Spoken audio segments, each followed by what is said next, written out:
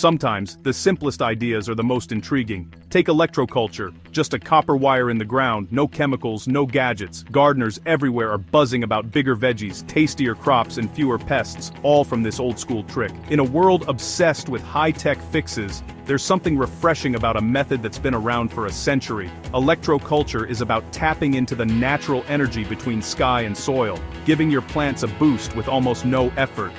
Whether you're a seasoned grower or a total newbie, it's cheap, easy, and worth a try. All you need is a wooden stake, some copper wire, and a bit of curiosity.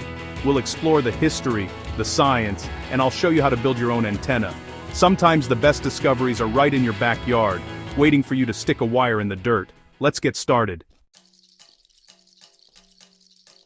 Imagine the Earth as a giant battery, an immense living circuit that quietly powers every living thing. Beneath our feet, the soil is alive with energy, while above us, the sky crackles with invisible potential. This natural flow of electricity is ancient, subtle, and essential for life as we know it.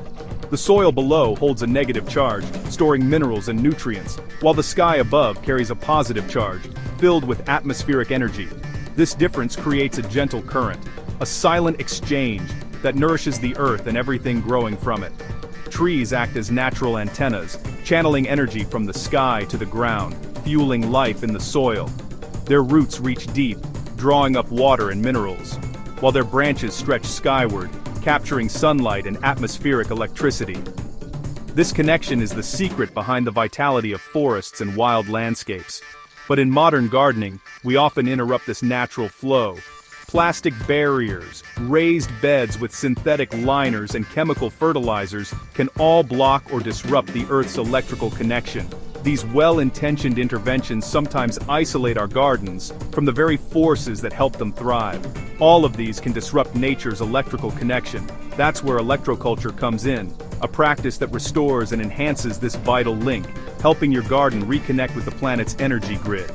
By placing a simple copper antenna in your garden, you mimic the role of a tree, giving atmospheric energy a direct path to your plants. The copper acts as a bridge, drawing in subtle currents from the air and channeling them into the soil, where roots and microbes can benefit. It's not about adding artificial power or forcing growth, but about restoring a natural balance, reconnecting with the planet's own energy system, just as nature intended. This subtle current wakes up soil microbes, boosts plant health, and helps your garden thrive. Microorganisms become more active, roots grow stronger, and plants become more resilient to stress and disease.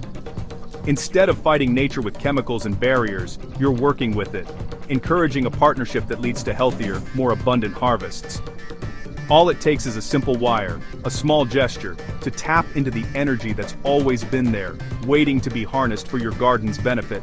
The result: healthier soil, stronger plants, and a garden that practically grows itself. You'll notice more vibrant leaves, faster growth, and a natural resilience that comes from working in harmony with the earth. Sometimes, the best solutions are the ones nature already invented. By observing and respecting these ancient connections, we can unlock the full potential of our gardens.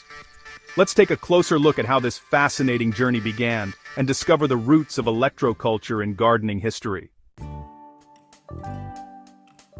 Meet Justin Christofleau, a name that's nearly vanished from the pages of agricultural history, yet once echoed across Europe's fields and gardens. Christofleau was the forgotten pioneer of electroculture, a visionary who dared to imagine farming without chemicals, at a time when the world was obsessed with industrial progress. In the 1920s, while most farmers turned to synthetic fertilizers and pesticides, Christofleau experimented with metal antennas and copper wires, hoping to harness the invisible forces of natural electricity in the soil and air. His invention, a simple steel pole topped with a copper wire, looked almost too basic to be revolutionary, but the results were nothing short of astonishing. Fields where his devices were installed produced legendary crops: cabbages the size of pumpkins, potatoes that were not only bigger but also more resistant to disease, and grapes that tasted sweeter than ever before. Christofleau claimed his methods could boost yields dramatically, toughen plants against pests and disease, and even help them survive harsh weather. He insisted that his electroculture devices protected crops from frost, allowing vegetables to thrive even when temperatures dropped, without a single drop of chemical spray. For a time, Christofleu's inventions were the talk of Europe. Gardeners, farmers, and even scientists flocked to see his giant vegetables and learn his secrets. But as the chemical industry boomed, offering quick fixes and repeat sales, Christofleau's one-time purchase solution was quietly pushed aside and eventually faded into obscurity. The promise of easy profits from fertilizers and pesticides buried his work, and the world forgot about the quiet power of nature's own energy. Today, as people search for more sustainable ways to grow food, Christofleau's ideas are resurfacing. His story reminds us that sometimes the simplest solutions, those that work with nature not against it, can be the most powerful. Electroculture isn't a new fad, it's a forgotten science, patiently waiting for its comeback in our modern gardens. So, how does a simple wire and pole actually work its magic? Let's dig deeper into the science behind Christofleau's remarkable results.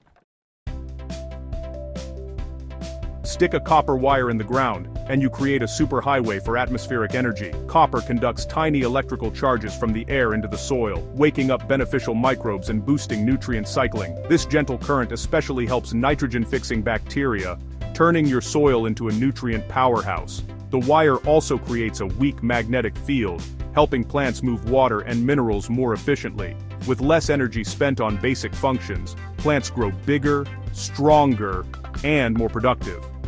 It's a chain reaction.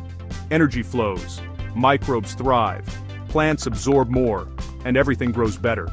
No chemicals, no force feeding, just a healthier, more resilient ecosystem, all from a simple piece of copper. Ready to build your own?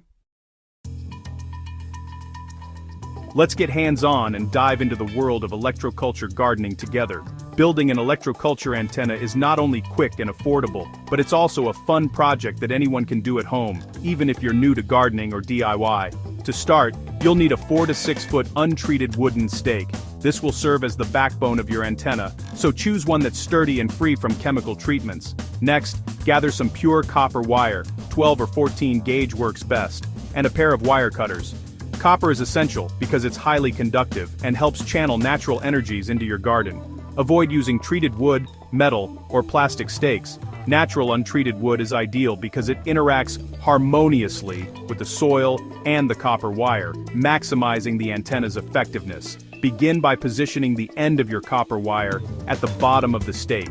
Leave a 6 to 8 inch tail of wire hanging down. This part will be buried in the soil to help ground the antenna and connect it to the Earth's natural energy. Carefully wrap the copper wire in a loose spiral up the length of the stake, making sure not to pull it too tight. The spiral shape is important for capturing atmospheric energy. If you're in the northern hemisphere, wrap the wire clockwise as you move upward. This direction is believed to enhance the antenna's ability to draw in beneficial energies. When you reach the top, shape the end of the wire into a simple upward point, a cone, or even a small spiral. This final touch helps focus the energy flow. Snip off any excess wire and admire your finished antenna. You've just created a powerful tool for your garden. The entire process usually takes less than half an hour from start to finish.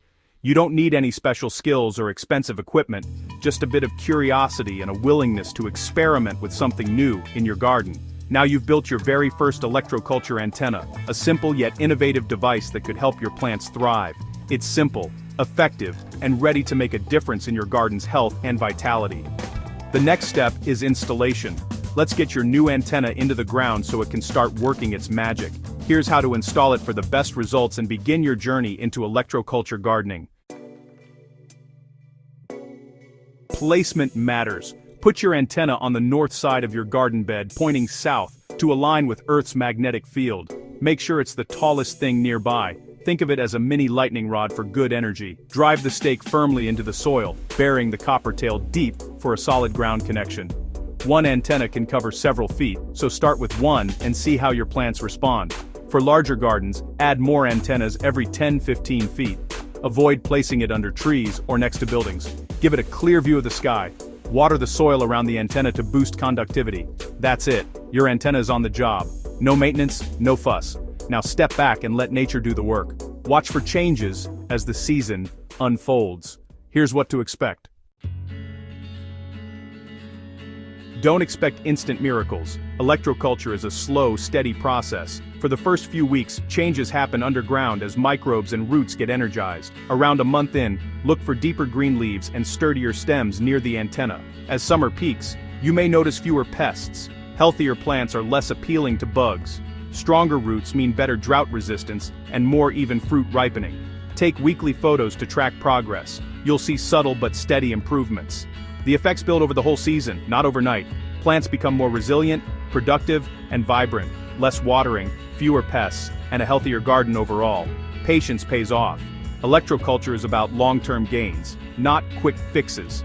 Stick with it, and you'll see the difference. Next, let's talk about the real rewards. The payoff? Plants that thrive, even in tough conditions. Deeper roots mean better drought resistance, less watering for you. The antenna keeps soil life active, extending your growing season by weeks. Expect bigger harvests with more flavorful, nutrient-rich fruits and veggies. Higher Brix levels mean sweeter, tastier produce. Healthier plants resist pests and disease naturally. You get more food, better quality, and a longer season to enjoy it. All from a one-time, low-cost setup. Electroculture is simple, sustainable, and effective. It's the kind of garden upgrade every grower dreams of. Now, let's clear up some common questions. Wondering if it's safe? Absolutely. There's no shock risk, just gentle, ambient energy. Copper is best for conductivity and durability, but brass or galvanized steel can work too. Avoid aluminum. Worried about lightning? Your antenna is too small to attract strikes. No more risk than a tomato cage. Leave it up year-round. It keeps soil life active even in winter. It's a set-it-and-forget-it solution. The worst case? You've got a quirky garden conversation piece. The best case? Your healthiest, most productive garden ever. Give it a try. Nature's energy is waiting. Sometimes the simplest ideas yield the biggest rewards. Happy growing.